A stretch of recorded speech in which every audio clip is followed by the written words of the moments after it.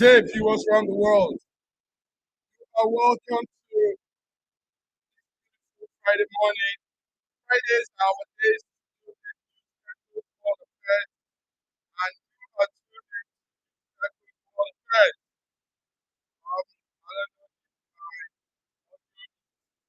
audible. I want to welcome you. My name is Godwin Ubetua, and joining me from different corners of the world is my coordinators and friends from Toronto, Canada, George. Good morning. I think we're having a small audio problem there. Can you hear me, George?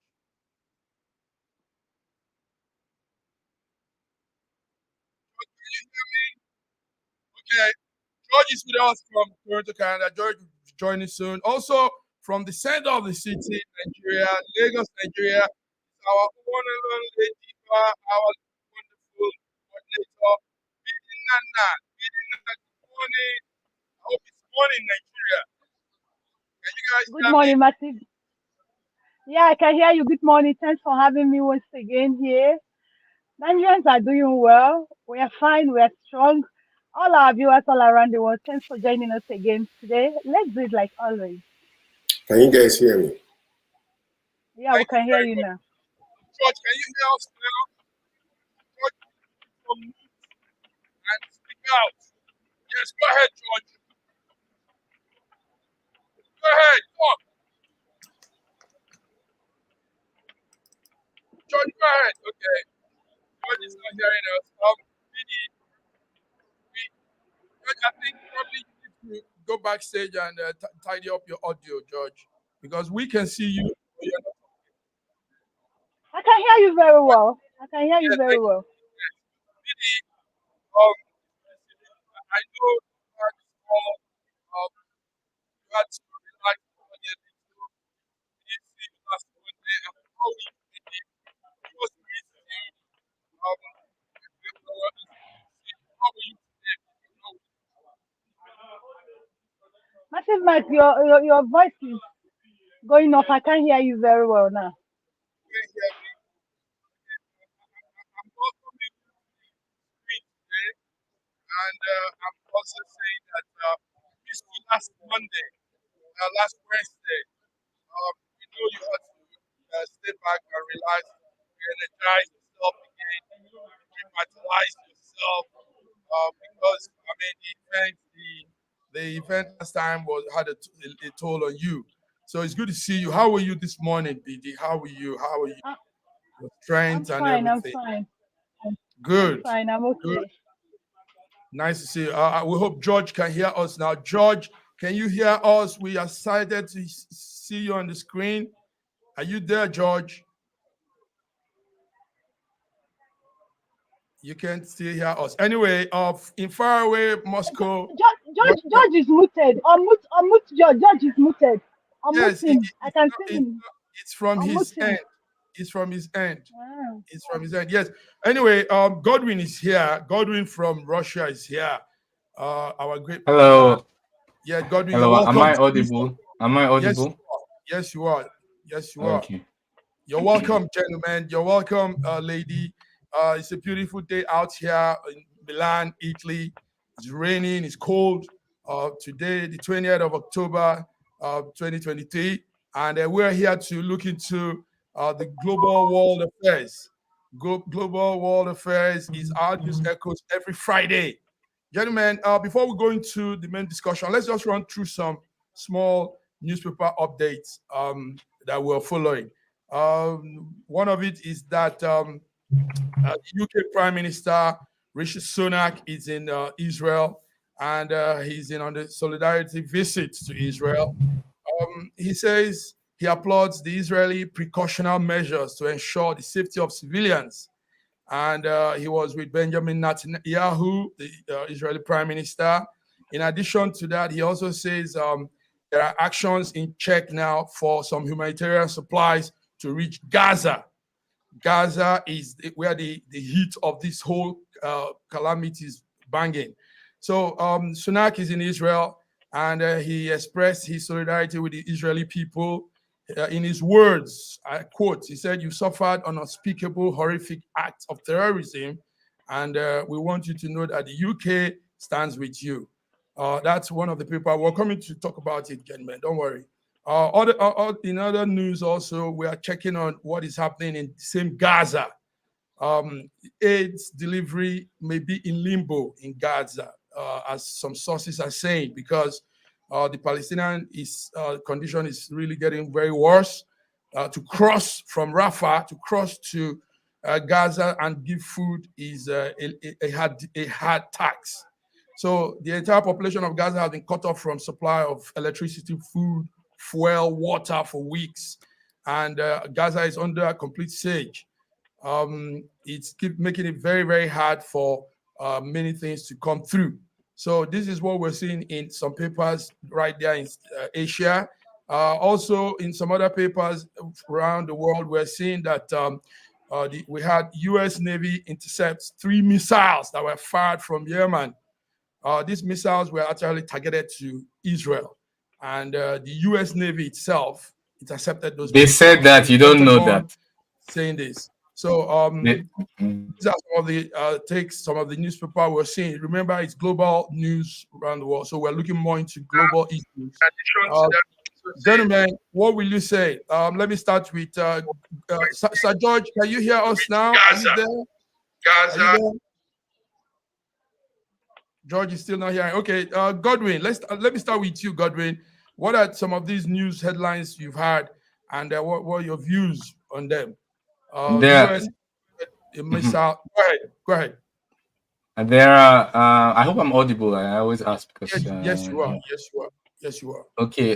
Thank you so much. I'd like to welcome our viewers for tuning in. Thank them for tuning in. Hope we can be able to deliver today what they want as usual. Now, concerning the attack on Gaza, I would like to touch on it very quickly. I condemn it, and it's horrific, and it shouldn't have happened. I've said it so many times. I believe Israel has a right to defend itself. I totally believe that. But the fact is that and the Palestinians have paid the highest death toll in the conflict with Israel. Sometimes the ratio is 50-1. Well, their life is not 50 times less valuable than the Israeli lives. And I also condemn the blockade of food, energy, water that is going on in the Gaza Strip. I condemn the fact that they are not able to reach an agreement or forceful evacuation of citizens from their homes, or making life so difficult. These guys, they live on less than $1 a day, like in the poorest regions of Nigeria. So I absolutely condemn, and I really hope that they can really put actions to words and go for a two-state solution. Now, the ground offensive, which seems to be imminent, I also condemn it to utmost. While Israel has a right to defend itself and to go after Hamas, they do not have the right to kill all civilians, or to generalize, or collectively punish. We're going to come to this. What you're saying now. You're talking on the Gaza, the hospital strike. And the imminent ground offensive, not just the hospital strike. And the ground offensive. We're going to come to that. It's just some headline news that I gave. That Rishi Sunak, UK Prime Minister, is in Israel, and he's there on the solidarity visit. So, BD, what do you think? These are countries going to Israel and speaking with the Israeli people. What you think is one-sided? You think it's one-sided that the West is taking side with just Israel, and they're not looking at the other side of this whole situation? It's obvious now. It's been a one-sided thing, and I think it's one of the things that is actually fueling this war into what it's becoming.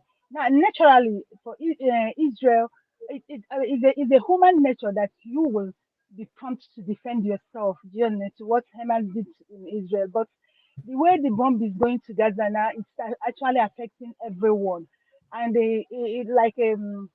you talked about UK, even the Joe Biden American president. on Yes. Wednesday signed an agreement Mhm, with Egypt. You mhm. understand? So that they can supply them with food from their own side of the border. So That's I think the way this thing is going and the way the West are taking side is actually what is worsening the situation. I think it's a one-sided thing. I must be frank with you. So you're with Godwin on this one. It's a one-sided thing, but you know what they are probably saying is also that somebody instigated this whole action. You know, Yeah, the yeah, you are right. That's Hamas. actually why they are dealing with Mhm. Israel because the Palestinians they started it. Do you understand? Because Yes, if they don't start it, this thing will not. And that's why. Yeah, I think what they are doing is like you started this thing, but there's a way they can actually balance it. Do you understand? They can find a that's way in correct. balancing it Balancing because it. they represent. Yeah, they're UN. They represent everyone, so they should find a way to balance it. So it shouldn't be tilted towards one-sided because it's only worsening the situation like we're seeing playing out now. Like we're seeing playing out now. Thank you very much, BD. So we'll go further, gentlemen. It's Friday, it's world affairs, and we want to put out all the affairs that has been happening so far. Gentlemen, let's come home, then we'll go again to the Middle East. Let's come home. Home is that the Supreme Court of Nigeria has fixed a date to hear Atiku's appeal.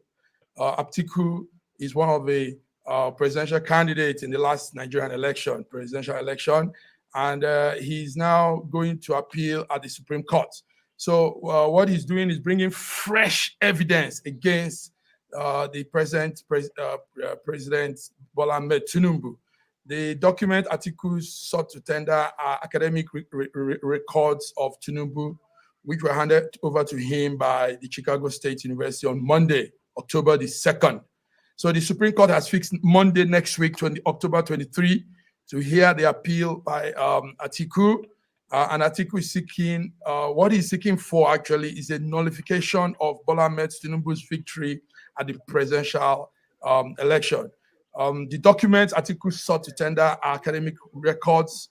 And like we said, it's a 32-page document that was released to him on the orders of the Judge Nancy from the District Court of Illinois, Eastern Division, United States of America. So, gentlemen, Atiku is going to the Supreme Court. Atiku is fighting head on. George, can you hear us now? If you can, you would like to hear from you. But let me start with BD on this one. BD, Atiku is going to court on Monday. The Supreme Court will be seeing proceedings on that. What's your take? How are you following that up? My take is this: Nigeria as we speak now is at the verge of crashing. So Hmm. it's only the Supreme Court that will save Nigeria the way it is now. Because let me tell you, in a country when people have lost hope on judiciary, it's Mhm. only turned the country into anarchy. But already Nigeria is into anarchy because if you see what is happening in Nigeria today, nobody has hope or trust on judiciary.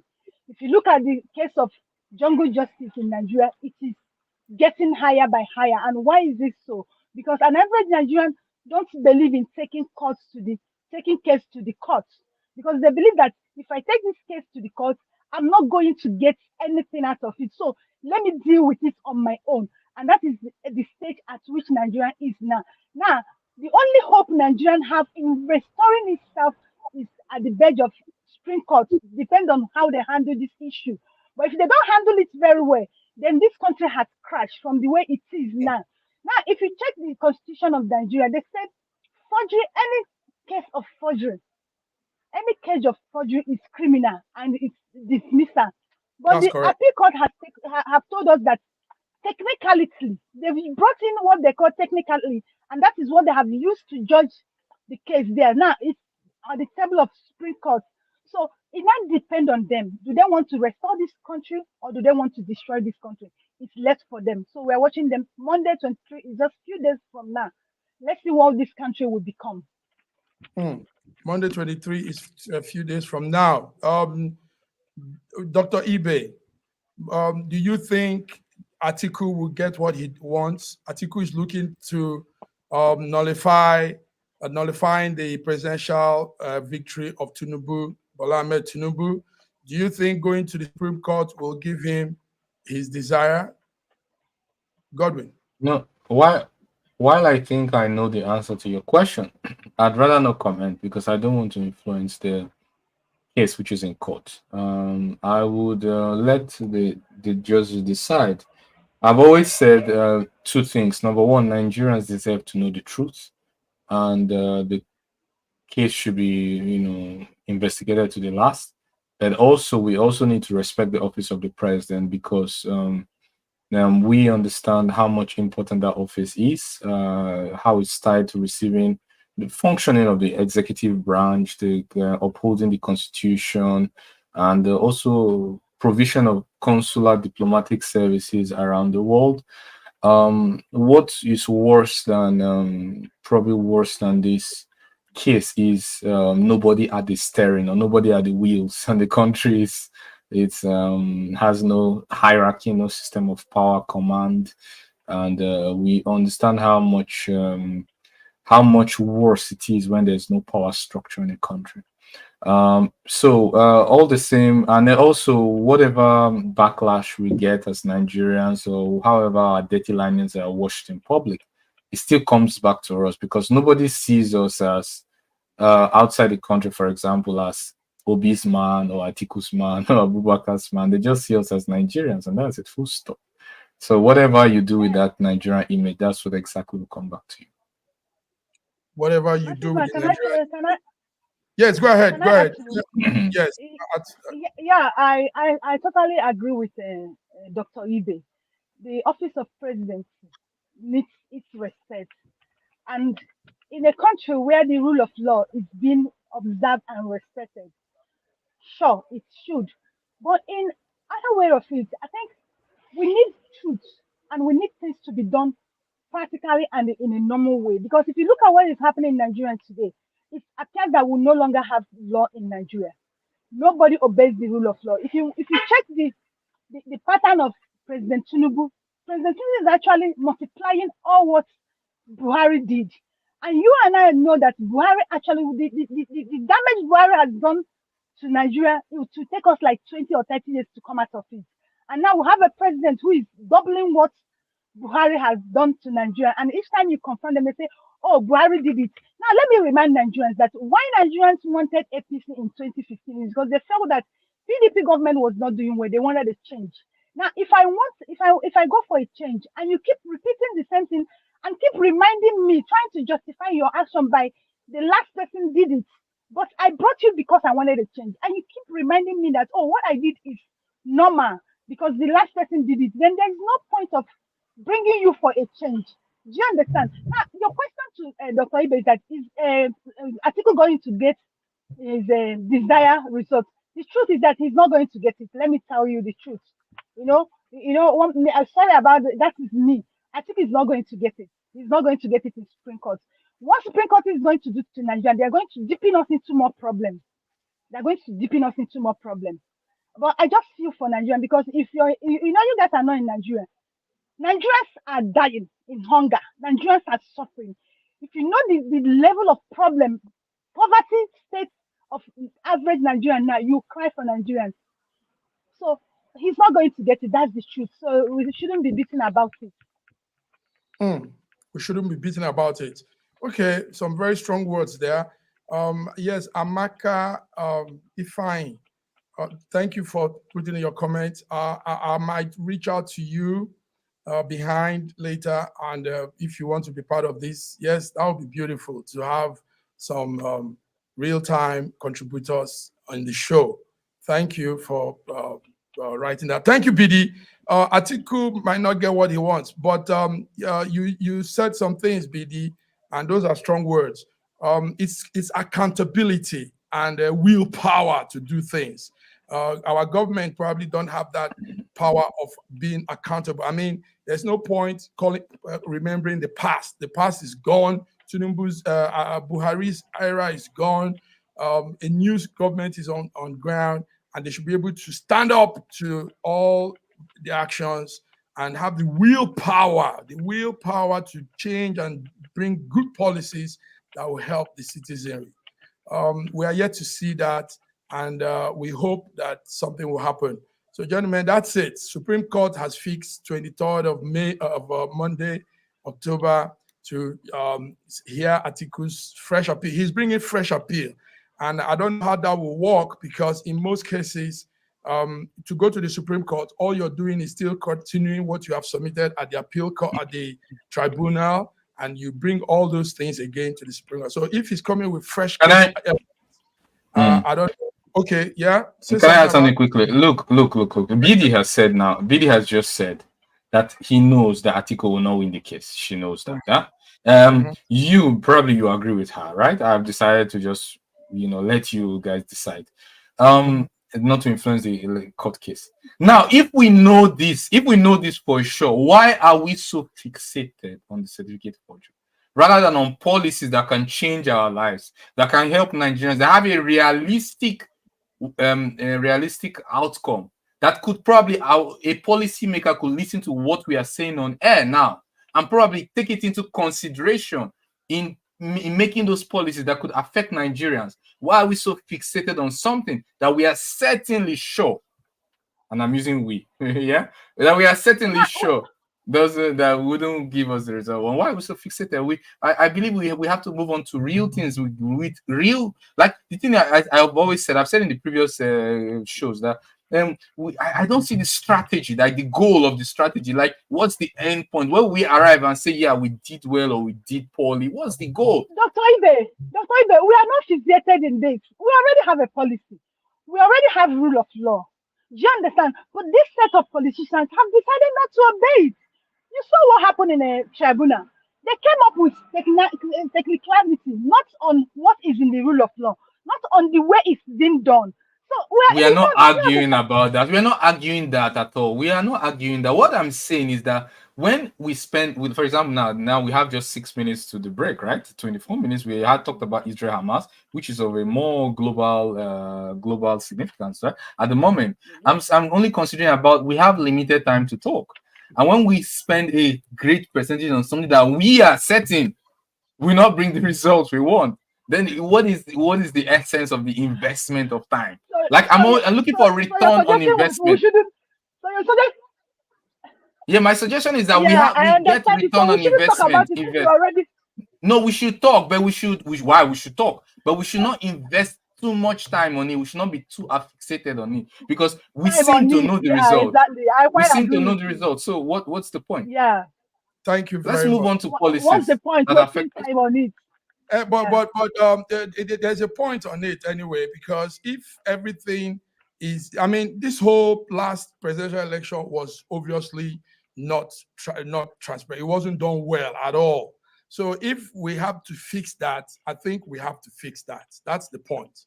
And if there are these loopholes in the legal term, they call lacuna, and all these things are all there out there, then something has to be. Did you listen to the SSGF, the Babachir Lawal? Did you listen to his recent news story about 2 days ago, where he said that Obi actually won the 25th February general election, that Tinubu did not win it? Did you listen to that? I saw that. I listened to that on I think that was on Wednesday. Okay, gentlemen, thank you very much. You've all brought in good side to this whole thing. So let's still talk about something in Nigeria before we go on the break. Then we'll come back. I want to ask you guys: is age a factor in leadership? Is a younger person able to pull through in leadership, or do we have to look at old people for leadership? Because Tinubu just withdrew the nomination of a 24-year-old man called Kashim Imam as the FERMA board chairman. Now, this young man was nominated. FERMA is the Federal Road Maintenance Agency in Nigeria. So this Kashim, engineer Imam Kashim, was nominated by Tinubu to be the chairman of the board of directors. And for no reason so far, somehow, People complained. People said a lot of things. He lacked the requisite experience for the job. He's young, And yesterday, Tinubu withdrew that nomination. Let me start with you, Godwin. Is it the age, or is it that he really doesn't have the experience? And why will he be nominated? And because of people's complaint, that nomination be withdrawn? Godwin, what do you have to say on that? Yes, I have to be frank and let you know that age is a factor, because with age, often, I don't say always, but often comes experience, right? And obviously, when you're trying to pick someone into a particular job, you look at his resume, his CV. Does he have the required experience, the required skill set to do that job? I don't know his skill set. I don't know his experience. I don't know he's qualified. But what you I think those who have looked at his CV are in a better position to know if his resume shows that he's qualified. That's number one. Number two, so I've answered your question. Age definitely is often a factor, because it often comes with more experience, and it's important to look at his resume, see if he has the experience and required skill set to fulfill the job. Now, secondly, the president has the right to nominate anyone. He won't, even if he may pick somebody who has a maybe less skill set than somebody else, maybe because he has more chemistry with that person and that person is more aligned to his policy. This can be a reason why a president may prefer somebody to another person, even though that person may have a better skill set. That's number two. Number three is that the fact that he listened to people and he changed his mind is actually a good thing.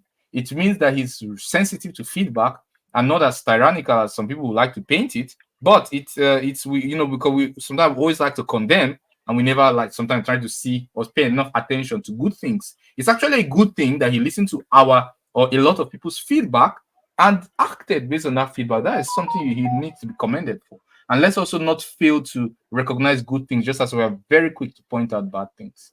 Thank you very much. That was very swift.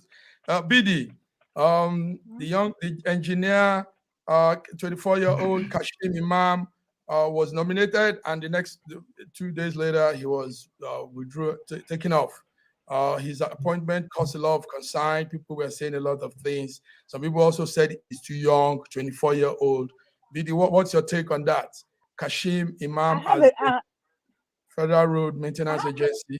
I have a totally different view to this. See, Okay. what happened with Kashim, it shows me that Nigerians are very confused people. Now, in Nigerian sector, Godwin said age is a factor. The age can be a factor. In Nigerian sector, the problem we have in this part of the world is that we don't grow on time and we age on time.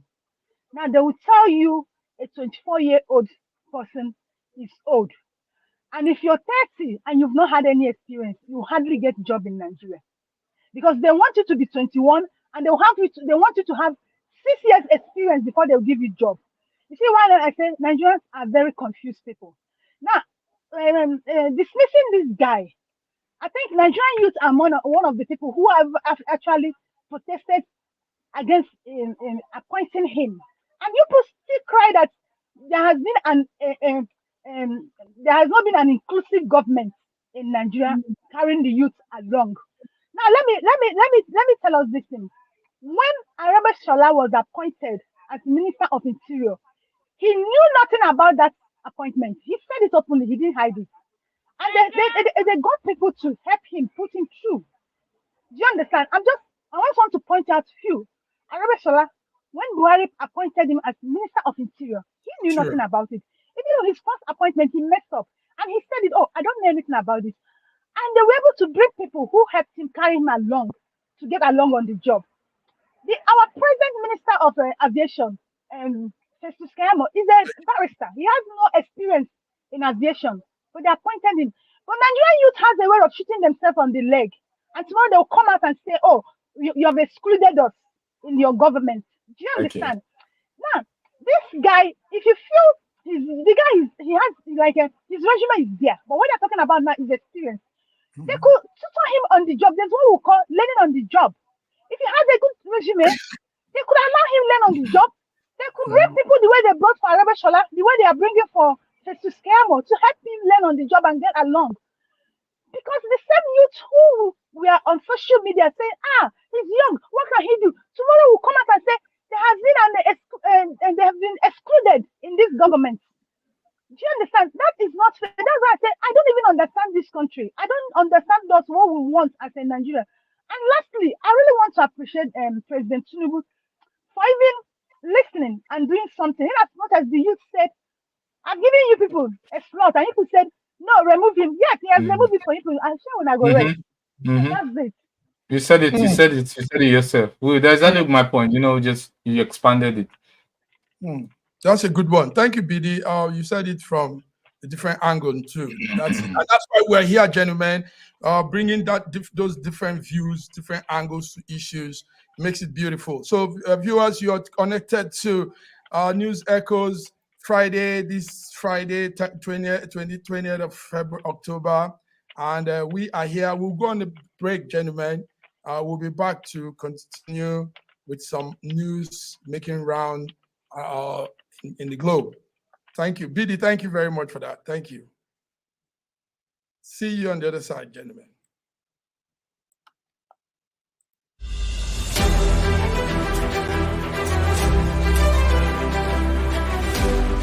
Prepare to be part of something extraordinary where greatness is celebrated and Black excellence takes center stage. The 2023 Excellence Awards, presented by Afro Global Television, is on Saturday, October 21st. The star-studded red carpet reception is at 7 p.m. and awards at 8 p.m.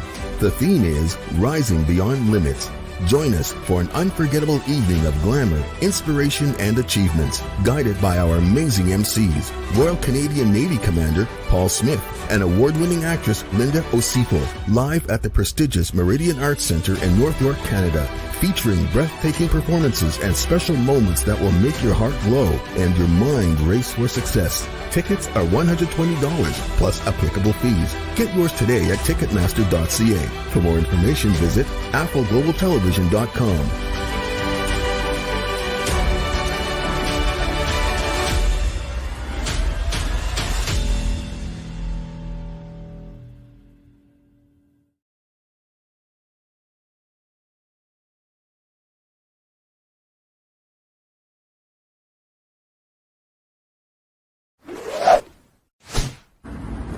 A year ago, I wrote a book titled The Final Solution, and I was trying to say to the rest of the world that there are challenges ahead. Now, a prophecy did come, and that prophecy is coming to pass.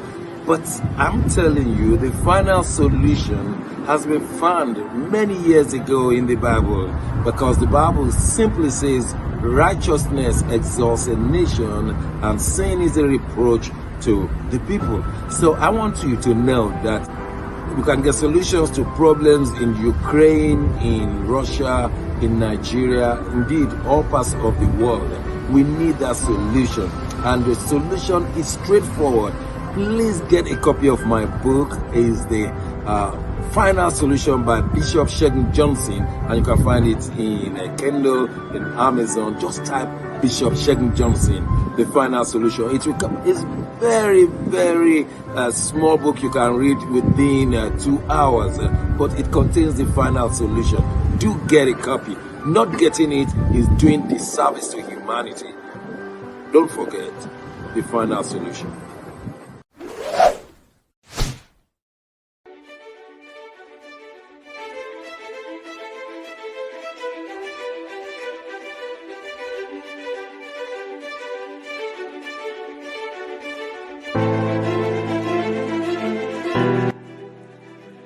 Hi there, I'm Mary Keurig, and I am a businesswoman in the United States, but I'm also the Global Content Vice President for the Sub-Saharan Open University in Nigeria.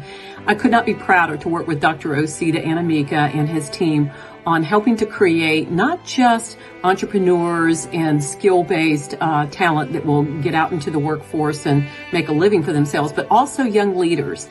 And to that end, with this integrity-rich university environment that's accredited now, and it's just an amazing opportunity for anyone there, of any age to jump on board and learn. We want to let you know about a new offering that we have. We have a global governance and diplomacy course now provided by a whole team of people that crosses several countries to put together these resources and lots of great information for those of you who might be on the path toward public service and diplomatic service, NGO leadership, that sort of thing. We hope that you will walk through this open door and enjoy.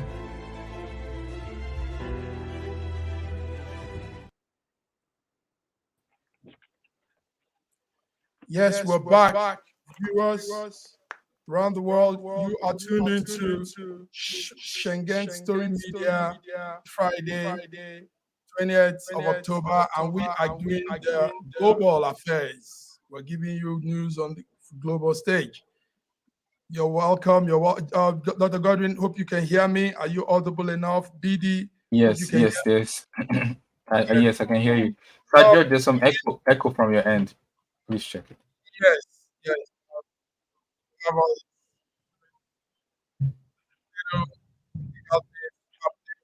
Anyway, there's something happening. You was on that. There's a situation going on right now. An American journalist that served as the editor of U.S. radio station called Free Europe Radio Liberty FRL in Prague. She's based in Prague. Presently, she's been detained in Russia, and this man holds both United States citizenship and Russian citizenship. So the story we got yesterday was that she's detained. She's been detained since June actually, and it's lingering on. She's been detained again Wednesday, and she's facing charges of failing to register as a foreign agent. And now Russia is claiming that she's a spy. She's a spy, and it risks to be jailed up to 5 years. This is bringing so much concern on both the American government and European government. I don't know if you're following that story, Godwin. A journalist called Alsu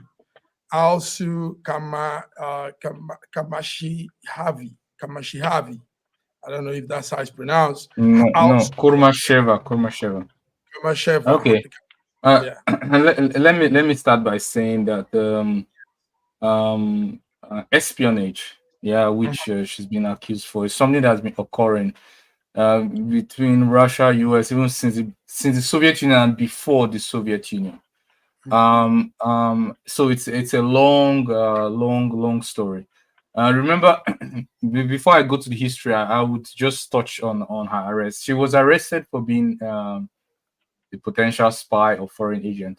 In Russia, there's a law, and just like in the US, there's a law against espionage or registering as a foreign agent. If you things that could qualify you for a foreign agent, if you work for a company that receives majority of sponsorship abroad, and thus can affect your views and your workflow. Let me put it this way. Yes, you ought to register as a foreign agent. It's not that you'll be expelled, but you can register as a foreign agent and still continue working.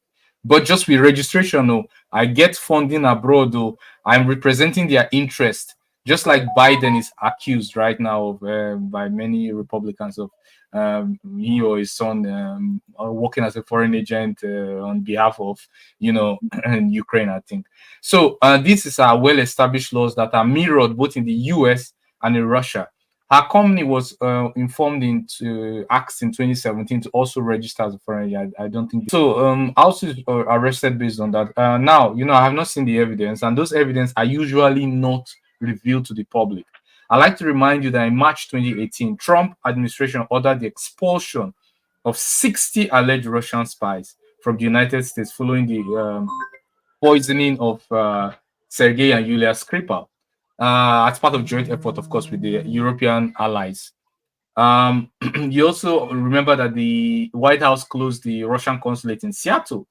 I think they estimated that over 100 Russian spies are spying. Now, all these are statements that are usually made, but the evidence is not usually released in the public they give whatsoever reason, so you don't know how we get information. We don't reveal our mode of operation. But the point is that we never see the evidence. We are forced to depend on what they tell us, and it's not something that is happening only in Russia or in US. Now, one other point of argument is that they could be, both parties could use spies as bargaining chip for prisoner exchange or spy exchange, as we saw with Paul Whelan and what's the name of the girl again, the basketballer, yeah? What her name is again. Yeah, so we see it's even Russia and Ukraine currently are in a conflict. They still organize prisoner swaps from time to time, like maybe every 2 weeks or every month. They're exchanging a lot of people. So this is modus operandi in the intelligence world. Nothing but at least one thing for sure is that they tend to treat these people well. At least despite the fact that they say, oh, they are not treated well, they are murder of this, it's usually false, because when these people usually, it's really any case anyone died while in custody or anyone, usually they are treated well because they are really important as a bargaining chip, and whatever you do can also be mirrored back to you. Thank you very much. Yeah, that was a good one. There's something also that we didn't talk about last time, and I think it's still an issue. Russia is reapplying anyway, is a reapplication to join the United Nations Security Council. What's the update on that, Dr. Godwin? We know that since 2022, Russia lost its membership in that council. And it was expelled actually from also the UN human rights body because of the invasion of into Ukraine. But now the Russian diplomats are seeking to get their country re-elected to the council for another. I think it's a 3-year term that council runs. So you're talking about Human Rights Council, right? Yes, the Human Rights Council. Not Security Council. Russia is a permanent member of the Security Council, and nobody can remove Russia from sorry, that. Human Rights Council, I meant. Sorry, I missed. Yes. What's the update on that? That happened, I think, a week ago. So what do you have on that? You should understand that some things are done for formality's sakes, and some things are done for. Russia has pulled out of the International Criminal Court, and whenever Russia pulls out, they also pull out their sponsorship, and nothing happens. Not absolutely nothing happens. You no more can influence Russian policy. Russia just doesn't obey what you say anymore, and life goes on. And so it's always a loss for the world when a major power pulls out of a great opportunity for dialogue. It's usually a big minus. Okay, thank you, Sir George. We hope the network is good now from your end, and can you hear me?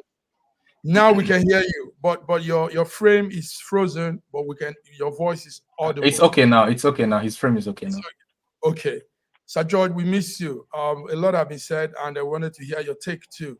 One of such things that we said was we are giving updates on the Hamas-Israel war, and how presently Hamas, the hospital, we had the blasts that in the hospital. Some people said it's Israel. Some people said it's Hamas. Some people say it's even a rival group, Islamic Jihad, they call them. So, but American government is ascertaining that it is it's not Israel. It's not an Israeli blast. We're talking of the Gaza hospital blast that has so far been shrouded in uncertainty, and evidence are showing that the snapnet used in that blast has nothing to do with Israel. So, George, what's your view from Canada? What's the Canadian, what's North American country following on that issue? Well, like I said before, this is an unfortunate war. It's when a group of people decides to make a decision and the consequences are on the public. This is exactly what we're seeing here. Like I said in the past, what we saw was, for some reason, Palestine, they allowed whatever that took place to take place from their own land. And this is part of the consequences of that particular issue there. Because if you look at the whole entire thing, the evidence, based on what we have seen so far on intelligence, is that it wasn't actually Israel that did it. And I tend to support that it was not Israel. Because if you're saying that it is Israel, there is no proof that they were the ones. We saw the way the rocket went up and how it changed course and went down and blew the whole entire place up.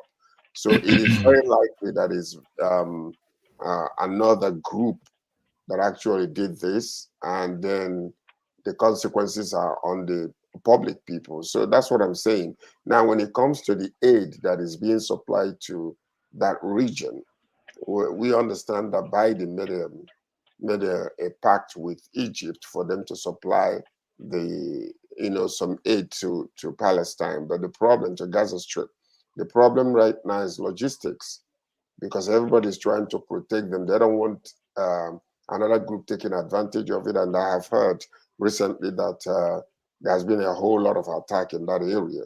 So right now, my focus is not even who is right or who is wrong. It is about the people that are losing their lives daily, innocent children and others.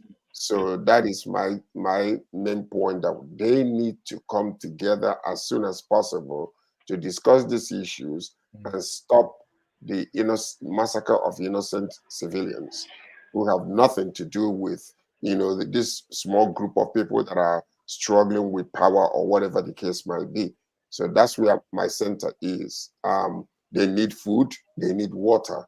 I can answer, the reason why this is so personal is because my father told me, as a child, when I was a little of age to understand what happened in Nigeria, when it was purported that Awolowo wanted to use hunger strike to destroy, Igbos in the eastern region of Nigeria, and it worked, because we saw about 3 million people died.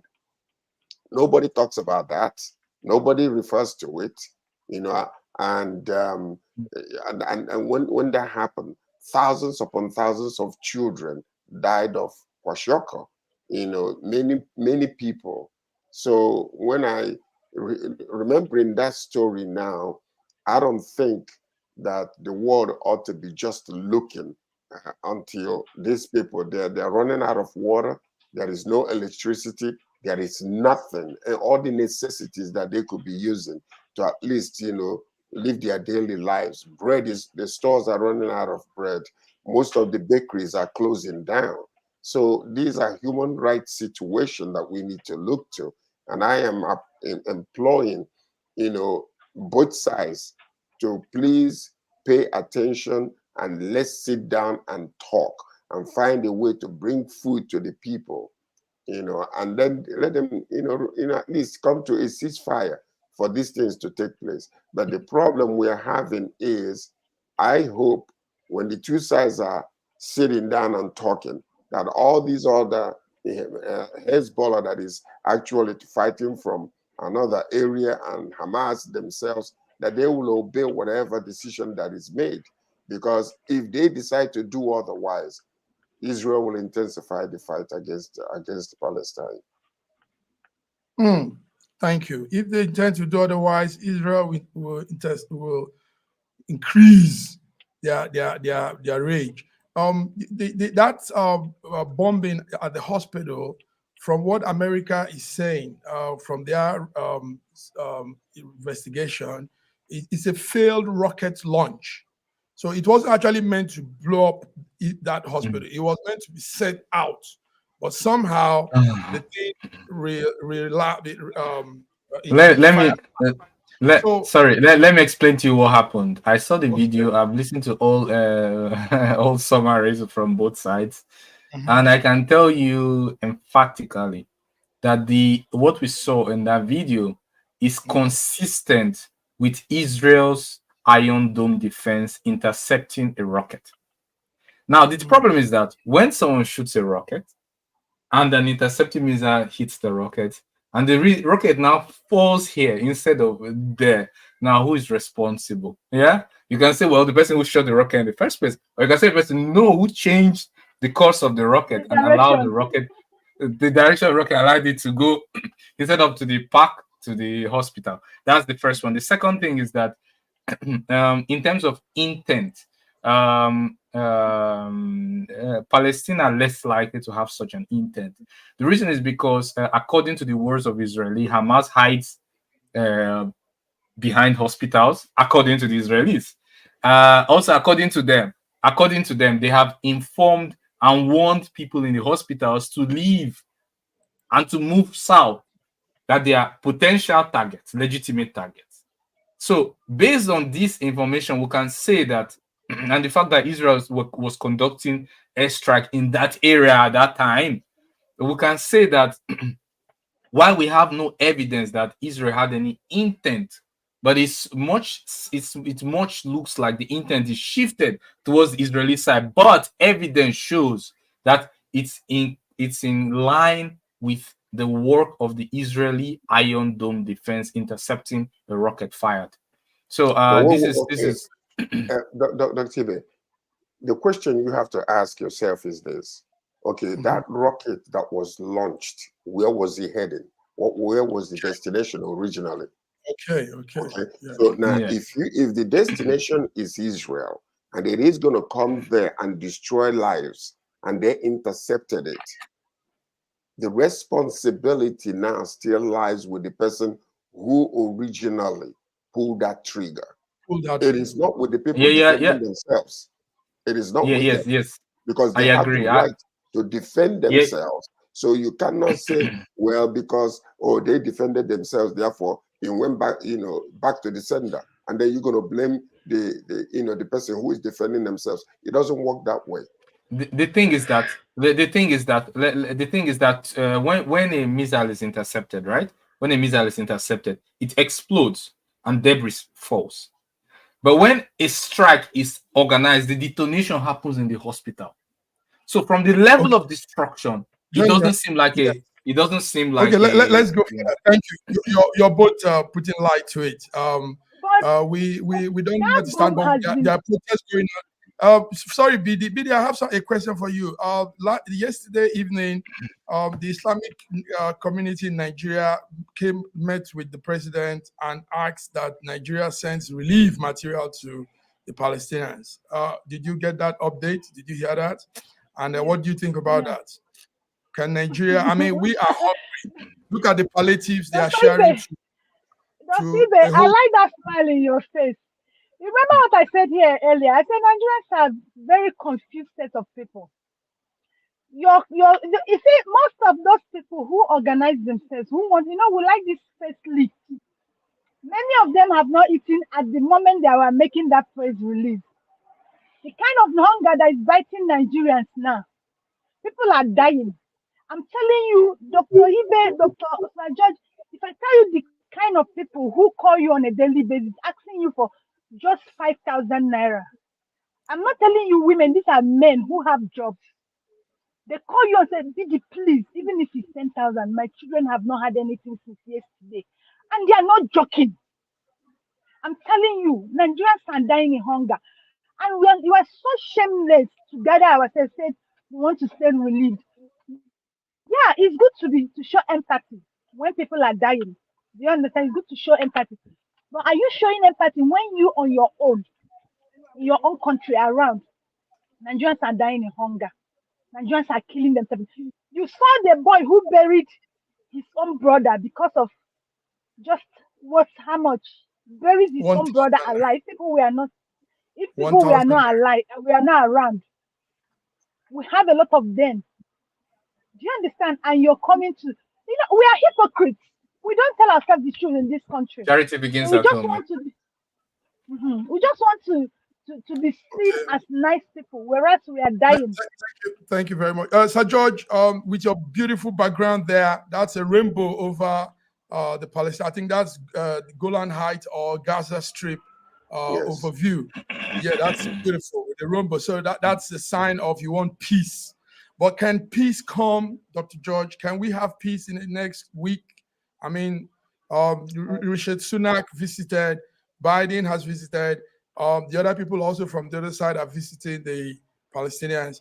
Can peace be negotiated and ensured in this whole thing with your rainbow background, George? You know, one of the major problem I'm having with this whole situation is that Hamas came to Palestine and began this situation, and that turns the whole thing around. And it is very, very difficult for some of these other nations, allied nations to Israel, to ignore what is going on. For the very first time, according to the news, that this is the first time they are actually killing more people in Israel, you know, almost just, you know, comparing to the Holocaust. So it is a very painful situation when you think about it.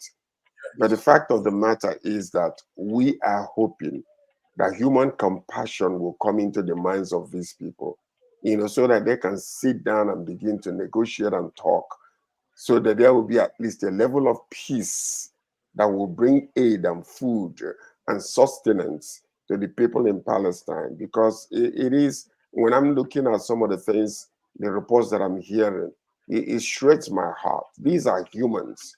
These are moms and dads and children that are dying, that are going through. I know that Nigeria is even in a state of quandary like they are right now. You know, so it's just a laughable situation when this group of Muslims will come to the president and say, send aid from where? Where are you going to get the aid from? You know, Where like are you going to get this this begins at from? home. You got to feed Meanwhile, your own people thank before you. you start extending out. So, you know, Yes, I thank you. just pray and hope that, you know, that compassion will come to their hearts, and they will look at these children, especially the children, for goodness sake, the elderlies, you know, and just say, hey, give them water, give them food, give them aid, turn back the electricity. And even the Hamas themselves, let them release those hostages so that aid will come to your brothers that you're fighting for. If you're holding the hostages, that's not a good bargaining chip, because you're not getting nothing in return. So what are you getting? It's Okay, actually to round up, okay. meanwhile, thousands of It's actually, of course, I hope they Yes. release the hostages, but then the logic Yes. is actually the other way around. When you release the hostages, then they just wipe out the whole area with more airstrikes, because they have nobody else to, you know, prevent them from wiping the whole ethnic cleansing. But we have some strikes. Listen, If we remove the hospital, no, the last thing Israel wants right now is for the world to turn against them. They are very, very sensitive and very careful. They are operating from the defense mechanism of, I disagree with that statement for one reason. I disagree with that statement, and I'll give you a reason why. Over more than 60% of the UN has told Israel to do two-state solution. They have refused to do so, not caring what the world thinks about that. Many have said no more the development of the West Bank. They continue without that. So you cannot say their interest comes first. And I also want to say, sorry, just one thing I want to add very quickly. Yes, our time is up anyway. Please, I'm sorry. Okay. We always have this time problem with us, but it's beautiful. You guys have been putting a lot of light. Yusuf Aderi Bigbe is writing a comment there. He says, Nigerians and our leaders have a misplaced priority. Our leaders always want to appear as good people. I wouldn't be surprised if, despite the ongoing hunger epidemic in Nigeria, the government proceeds to sending aid to Palestinians.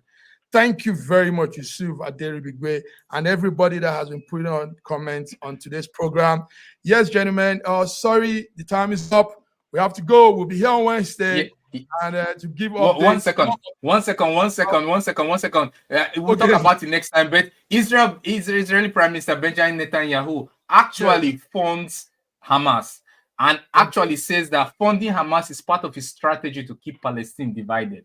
So maybe we are seeing. How did you get that information from? Oh, he said it himself from his mouth. He's from his mouth. He said it. Send us link. Yes. Jerusalem Post. Jerusalem Post. It's on Jerusalem Post. George. That's why I said Godwin, UN need to make a statement for this thing thank to you come to a guys. See you standstill guys because next they're Wednesday. allowing this thing to. God bless you. Have a beautiful week. Bye-bye.